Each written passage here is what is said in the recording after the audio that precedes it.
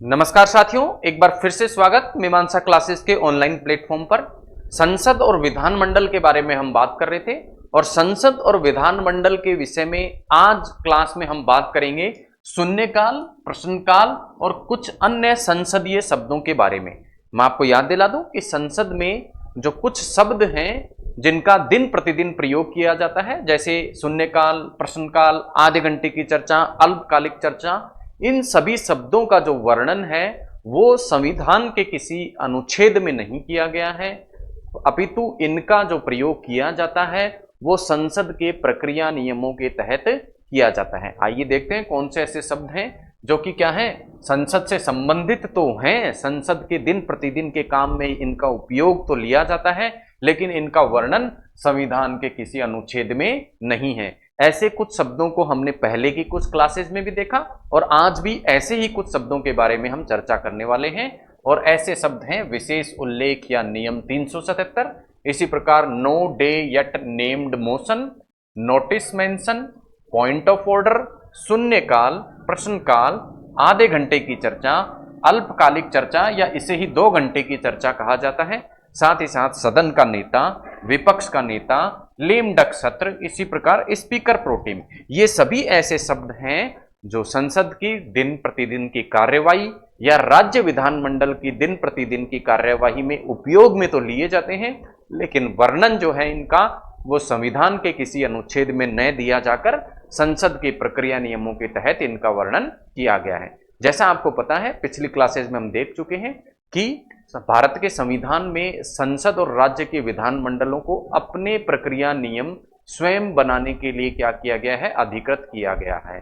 तो स्वयं जब इन्होंने अपने प्रक्रिया नियम बनाए तो इस प्रकार के कुछ शब्दों का उल्लेख उन प्रक्रिया नियमों में किया गया है। तो सबसे पहले हम देखते हैं विशेष उल्लेख या नियम 377 क्या होता है। पिछली क्लास में हमने देखा था कि सदन में यदि किसी विषय पर चर्चा करनी होती है तो 2 प्रकार के टूल्स अपनाए जाते हैं। पहला, संकल्प के माध्यम से या प्रस्ताव के माध्यम से क्या हो सकती है, सदन में किसी विषय पर क्या हो सकती है, चर्चा की जा सकती है।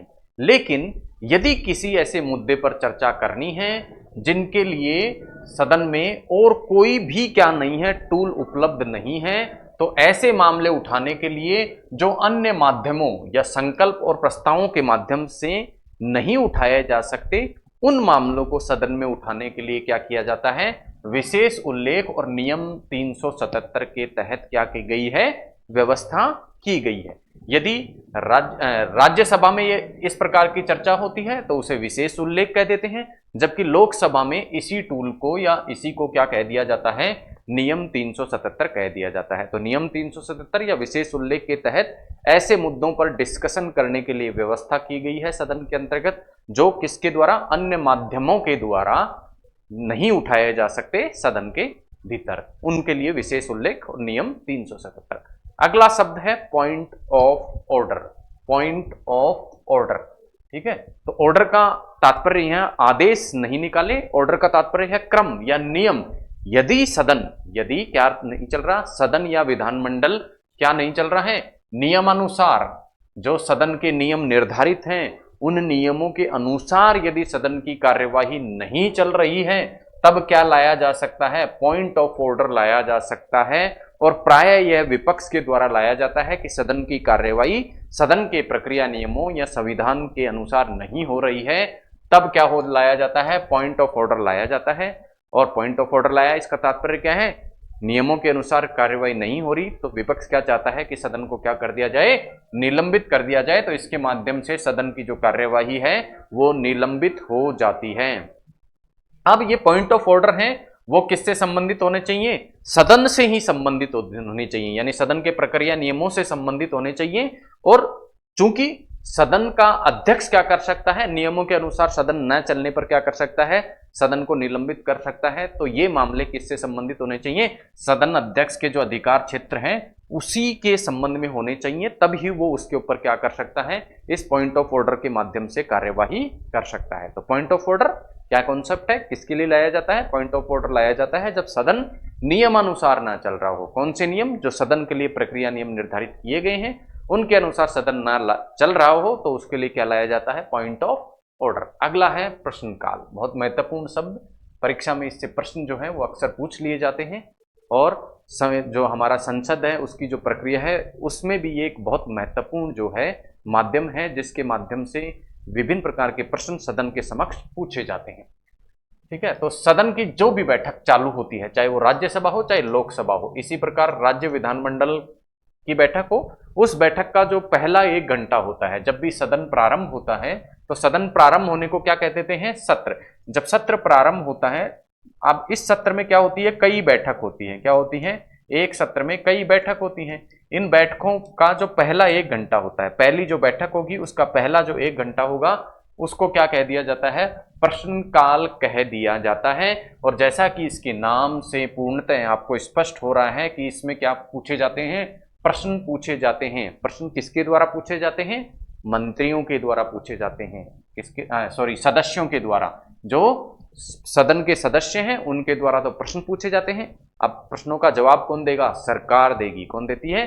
सरकार। और सरकार कौन होता है? मंत्रिपरिषद। तो संबंधित जो मंत्री है या संबंधित सदस्य जो कि जिस दल की, राजनीतिक दल की सरकार है, उसका कोई सदस्य क्या देता है? यहां जवाब देता है। किसके द्वारा पूछे गए प्रश्नों का? सदस्यों के द्वारा पूछे गए प्रश्नों का।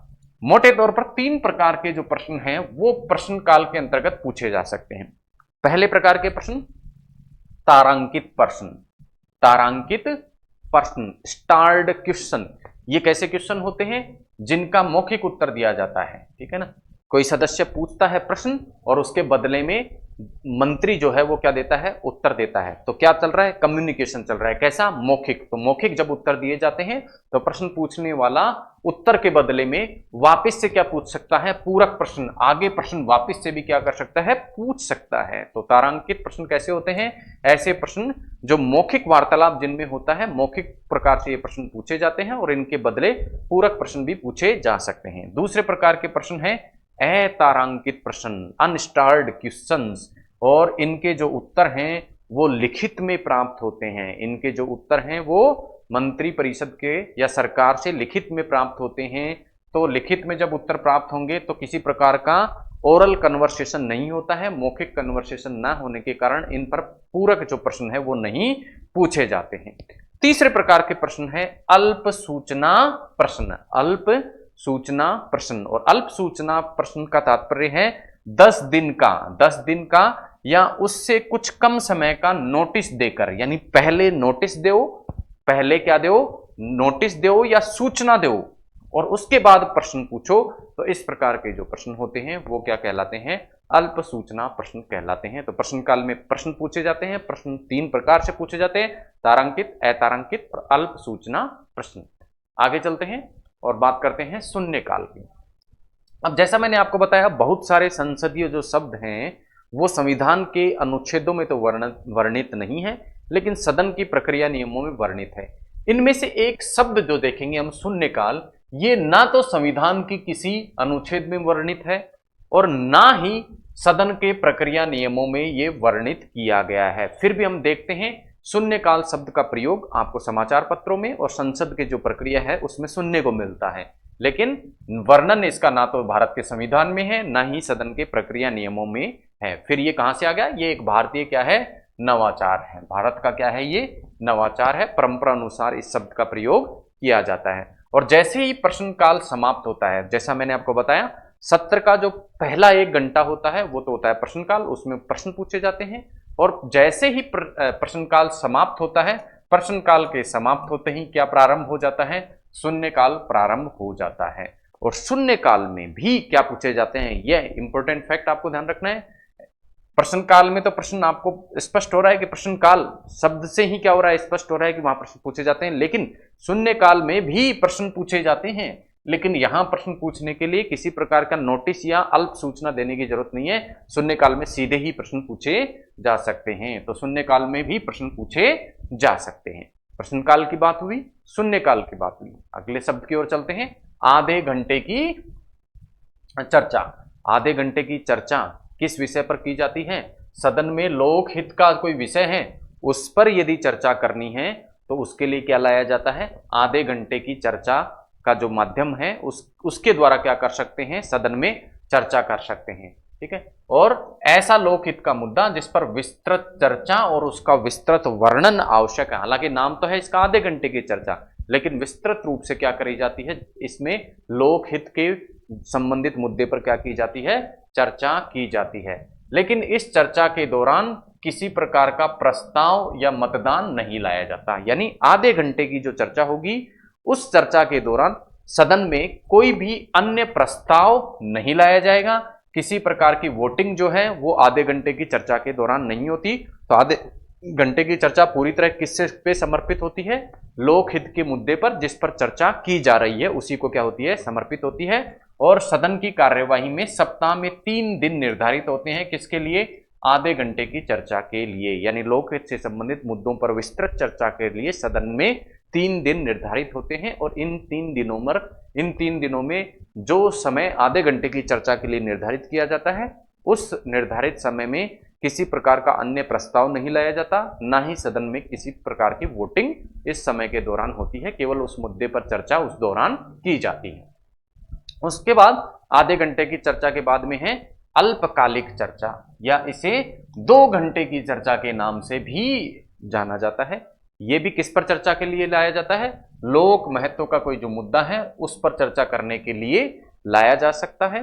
अधिकतम जो चर्चा होती है किसी भी लोकहित के मुद्दे पर, वो अल्पकालिक चर्चा के अंतर्गत 2 घंटे हो सकती है, और सप्ताह में इसके लिए निर्धारित हैं दिन 2, जबकि हमने आधे घंटे की चर्चा के लिए निर्धारित दिन कितने थे, 3 दिन। कितने दिन थे, 3 दिन, और वहां कोई समय निर्धारित नहीं था, यहां क्या है, अधिकतम 2 घंटे का समय निर्धारित है। और जैसे हमने देखा था कि आधे घंटे की चर्चा के दौरान भी ना तो सदन में कोई अन्य प्रस्ताव लाया जा सकता है, ना ही सदन में मतदान होता है, वैसे ही अल्पकालिक चर्चा या 2 घंटे की चर्चा के दौरान भी किसी प्रकार का ना तो प्रस्ताव लाया जाएगा और ना ही किसी प्रकार का मतदान सदन में होता है।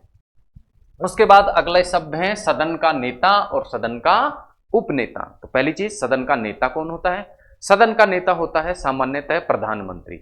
यदि प्रधानमंत्री कब, क्या, लोकसभा का यदि सदस्य है। अब देखिए, प्रधानमंत्री जरूरी नहीं कि लोकसभा का सदस्य हो, वो राज्यसभा का सदस्य भी हो सकता है। जैसे मनमोहन सिंह थे, वो जब भारत के प्रधानमंत्री थे तो वो राज्यसभा के सदस्य हैं। आपको ध्यान हो, असम से ये क्या थे, राज्यसभा के सदस्य थे, यानी लोकसभा के सदस्य ये नहीं थे।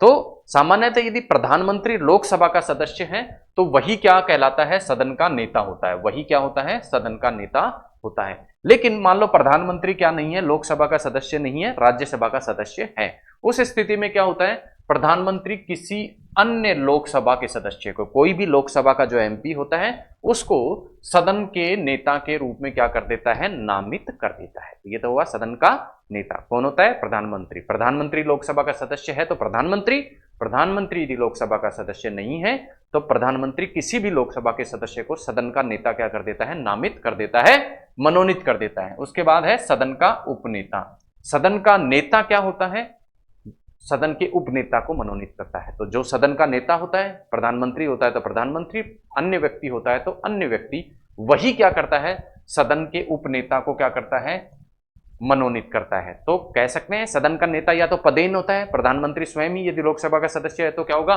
सदन का नेता होगा, अन्यथा क्या होगा, मनोनीत किया जाएगा। तो सदन का नेता और उपनेता दोनों ही क्या किए जाते हैं, मनोनीत प्रकार के सदस्य, मनोनीत प्रकार के पद हैं, मनोनीत किए जाते हैं। अगला है शब्द विपक्ष का नेता। अब है विपक्ष का नेता। सदन का नेता हमने देखा, सदन का उपनेता हमने देखा। इसी प्रकार संसदीय कार्यवाही में एक शब्द आपको और बहुत बार देखने को मिलता है, वो है विपक्ष का नेता।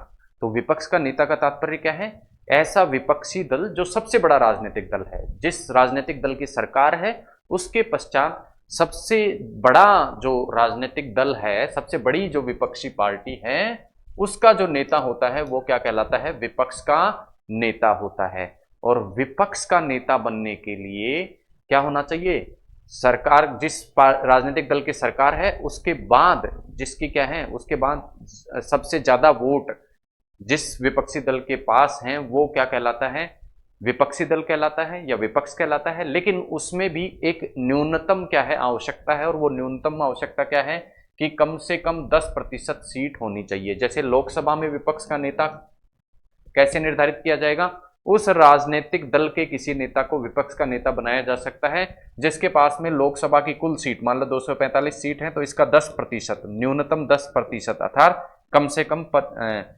245 का 10%, 25 सीट जिसके पास होंगी, जिस पार्टी के पास होंगी, उसी को क्या किया जा सकता है, विपक्ष के दल का नेता बनाया जा सकता है। और विपक्ष का जो नेता होता है उसे कैबिनेट स्तर प्राप्त होता है, कैबिनेट मंत्री का जो दर्जा है वो प्राप्त होता है। 1977 से पहले तक ये सांविधिक पद नहीं था, सांविधिक पद नहीं था, लेकिन उसके पश्चात विपक्ष के नेता को सांविधिक पद दे दिया गया है क्योंकि उसे कैबिनेट मंत्री का दर्जा अब प्राप्त होता है।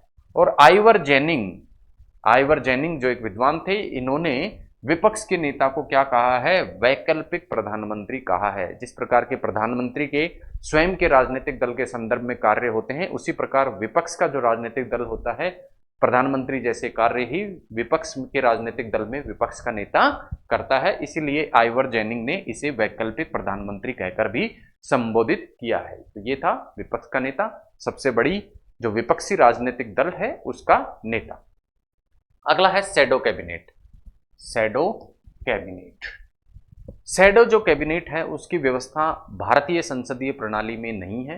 ये जो व्यवस्था में देखने को मिलती है वो ब्रिटेन में देखने को मिलती है, भारत में ये व्यवस्था देखने को नहीं मिलती। और इसके अंतर्गत क्या किया जाता है, विपक्ष का जो दल होता है उसके द्वारा अपने, जैसे पीएम और उसकी मंत्री परिषद होती है, वैसे ही विपक्षी दल भी क्या करता है, अपने सदस्यों में से विपक्षी जो दल है वो भी क्या करता है, इन मंत्रियों के सदस्य क्या करता है, छाया मंत्री परिषद या शैडो कैबिनेट। जैसे यहाँ एजुकेशन मिनिस्टर, तो इसी तरह शैडो कैबिनेट में भी एक एजुकेशन मिनिस्टर होगा जिसका कार्य क्या होगा, मंत्री परिषद के जो वास्तविक जो एजुकेशन मिनिस्टर है उसकी क्या करना, उसके कार्यों की समीक्षा करना। तो एक मंत्री परिषद के समांतर क्या बनाई जाती है, शैडो कैबिनेट ब्रिटेन में बनाई जाती है। इस प्रकार की व्यवस्था है, भारत में इस प्रकार की व्यवस्था हमें देखने को नहीं मिलती। ये हुई शैडो कैबिनेट की बात, या इसे हिंदी में कहा जाता है छाया मंत्री परिषद। क्या कहा जाता है, छाया मंत्री परिषद।